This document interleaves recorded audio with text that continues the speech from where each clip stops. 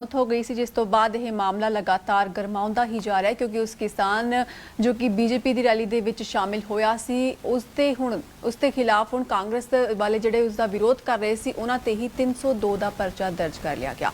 तो किसानां ते 302 का परचा दर्ज करन तो बाद किसान भड़क उठे। किसानां दा कहना सी कि साडे ते ये सारे मुकदमे कीते गए वापस लए जाण, नहीं तां असीं इक वड्डा संघर्ष वड्डा अंदोलन कर देवांगे।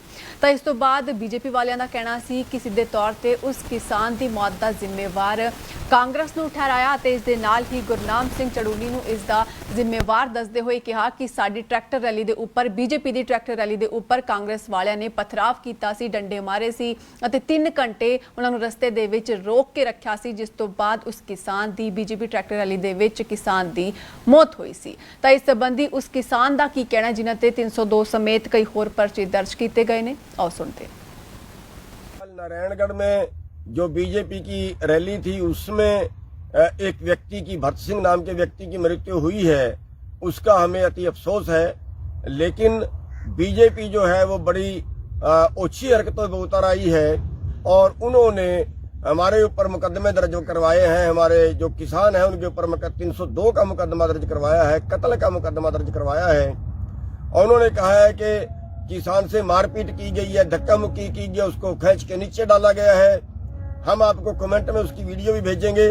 किसी ने उससे कोई हरकत नहीं की, उसको हार्ट अटैक हुआ है और उसको पहले भी हार्ट अटैक हो चुके हैं। जो हमें मालूम हुआ है कि उसको पहले 3 हार्ट अटैक हो चुके हैं और बुजुर्ग व्यक्ति था, 75 साल का। ऐसे व्यक्तियों को आंदोलन में लेके भी नहीं आना चाहिए।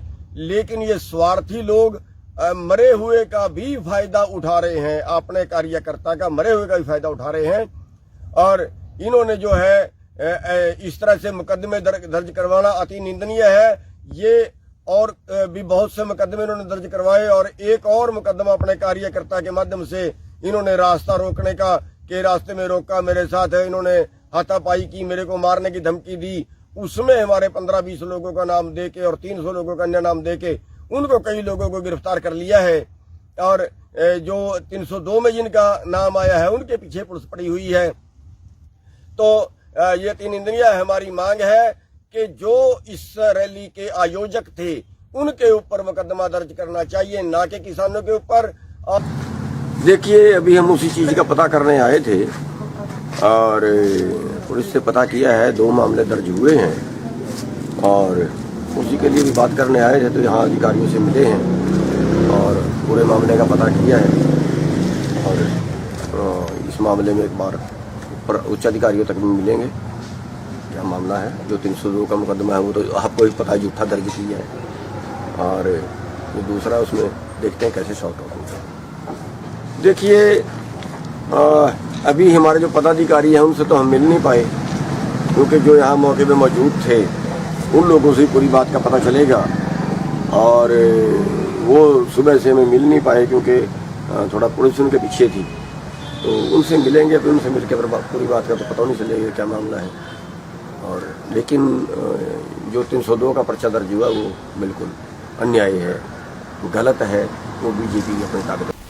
ਤਾਂ ਗੁਰਨਾਮ ਸਿੰਘ ਚੜੂਨੀ ਦੇ ਸਮੇਤ ਬਾਕੀ ਕਿਸਾਨਾਂ ਦਾ ਕਹਿਣਾ ਸੀ ਕਿ ਬੀਜੇਪੀ ਵਾਲੇ ਆਪਣੇ ਮਰੇ ਹੋਏ ਵਰਕਰਾਂ ਦਾ ਫਾਇਦਾ ਚੁੱਕ ਰਹੀ ਹੈ ਤੇ ਕਿਸ ਤਰ੍ਹਾਂ ਰੈਲੀ ਦੇ ਦੌਰਾਨ ਇੱਕ ਕਿਸਾਨ ਦੀ ਮੌਤ ਹੋਈ ਅਤੇ ਉਸ ਤੋਂ ਬਾਅਦ ਉਸ ਦਾ फायदा चुकन के नाल कांग्रेस के समेत उन्होंने किसानों को जिम्मेवार ठहराया जा रहा है जो कि उस रैली का विरोध कर रहे सन। हालांकि उन्होंने कहा कि असीं डंडे या फिर पत्थरों की बरसात नहीं की सी अते ना ही किसी तरह का दबाव उस किसान ते पाया सी जिसकी की मौत हो चुकी है इस रैली के दौरान। पर इस तो बाद सुनते हैं बीजेपी वालियां दा की कहना है कि आखिरकार किस तरह वो जिम्मेवार ठहराने की कोशिश कर रहे हैं चड़ूनी के समेत कांग्रेस पार्टी को भी।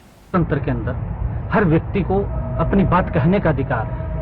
किसान शांतिपूर्ण तरीके से जो कृषि कानून बने हैं उनके समर्थन के अंदर अपना प्रदर्शन कर रहे थे।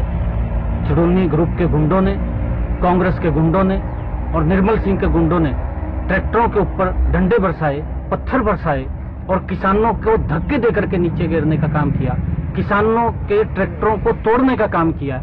ये निंदनीय है इस लोकतंत्र के अंदर, इसकी जितनी ਤਾਂ ਬੀਜੇਪੀ ਦੇ ਸਾਬਕਾ ਸਾਂਸਦ ਅਤੇ ਨਾਇਬ ਸੈਣੀ ਦਾ ਇਸ ਮੌਕੇ ਤੇ ਕਹਿਣਾ ਸੀ ਕਿ ਕਾਂਗਰਸ ਦੇ ਨਾਲ ਗੁਰਨਾਮ ਸਿੰਘ ਚੜੂਨੀ ਦੀ ਮਿਲੀਭੁਗਤ ਹੈ ਤੇ ਇਸ ਕਰਕੇ ਇਹ ਸਭ ਕੁਝ ਕੀਤਾ ਗਿਆ ਸੀ, ਜਿਸ ਤੋਂ ਬਾਅਦ ਉਹਨਾਂ ਨੇ ਮੁਕੱਦਮੇ ਦਰਜ ਕਰਵਾਏ ਨੇ। ਨਿੱਜੀ ਸਵਾਰਥ ਦੇ ਲਈ ਲੋਕਤੰਤਰ ਨੂੰ ਲੱਠਤੰਤਰ ਬਣਾਇਆ ਜਾ ਰਿਹਾ ਹੈ, ਇਹ ਕਹਿਣਾ ਸੀ ਇਸ ਮੌਕੇ ਤੇ ਨਾਇਬ ਸੈਣੀ ਦਾ। ਤਾਂ ਸੜਕਾਂ ਨੂੰ ਰੋਕਿਆ ਗਿਆ ਸੀ, 3 ਘੰਟੇ ਤੱਕ ਆਵਾਜਾਈ ਨੂੰ ਬੰਦ ਕੀਤਾ ਗਿਆ ਸੀ ਅਤੇ ਇਸ ਦੌਰਾਨ ਹੀ ਉਸ ਕਿਸਾਨ ਦੀ ਅੰਬਾਲਾ ਦੇ ਵਿੱਚ ਹੋਈ ਰੈਲੀ ਦੇ ਦੌਰਾਨ ਮੌਤ ਹੋ ਗਈ ਸੀ, ਜਿਸ ਦਾ ਜ਼ਿੰਮੇਵਾਰ ਹੁਣ ਗੁਰਨਾਮ ਸਿੰਘ ਚੜੂਨੀ ਦੇ ਸਮੇਤ ਕਈ ਹੋਰ ਕਿਸਾਨਾਂ ਨੂੰ ਤਕਰੀਬਨ 7 ਕਿਸਾਨਾਂ ਤੇ ਮਾਮਲਾ ਦਰਜ ਕਰਕੇ ਉਹਨਾਂ ਨੂੰ ਠਹਿਰਾਇਆ ਜਾ ਰਿਹਾ ਤੇ ਇਹਦੇ ਨਾਲ ਹੀ ਕਾਂਗਰਸ ਦੀ ਮਿਲੀਭੁਗਤ ਗੁਰਨਾਮ ਸਿੰਘ ਦੇ ਨਾਲ ਵੀ ਦੱਸੀ ਜਾ ਰਹੀ ਹੈ।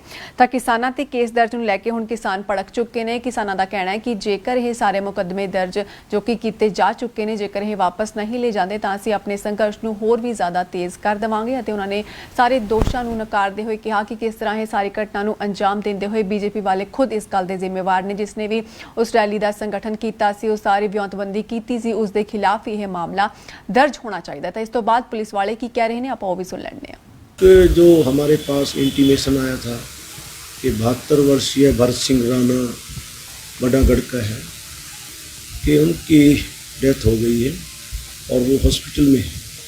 हमारी पुलिस पार्टी वहाँ पे जो उनके बयान लेने गई तो उनके बेटे ने जो बयान दिया है तो उसमें उन्होंने कुछ 10 लोग बाई नेम भी किए हैं और 15 लोग अन्य भी हैं।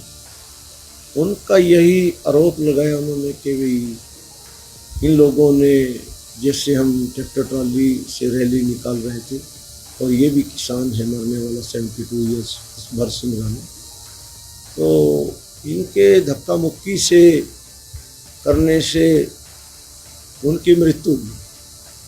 तो इनकी स्टेटमेंट के, बेटे की स्टेटमेंट के ऊपर हमने धारा 302, 148, 149 और 120 बी इन सेक्शन में हमने मामला दर्ज किया है। उनका पोस्टमार्टम कल होगा और पुलिस ने पूरा पंचनामा तैयार कर दिया।